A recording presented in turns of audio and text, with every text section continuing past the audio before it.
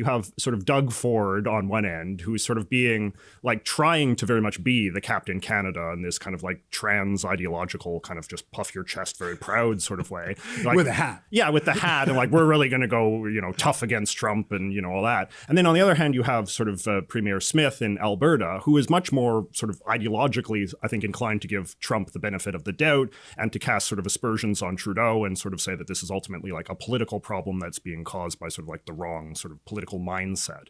Whereas in Premier Eby, who is kind of in the middle, who I think has done a pretty good job at representing what I imagine to be kind of like the median Canadian sort of disposition, which is sort of like kind of rueful, but sort of principled and sort of like willing to go to toe with the Americans, but then also willing to sort of like say that this is something that's happening in sadness, not kind of like gunning for a fight the way that Premier Ford seems to be. Yeah, so you think he's been quite successful at that? Because certainly at the Invictus Games, he was telling people like, hey, Americans, we're with you. And they were giving him the heart symbol as well. Yeah. So it seemed to be quite effective, not just for obviously British Columbians and other Canadians, but perhaps some American viewers.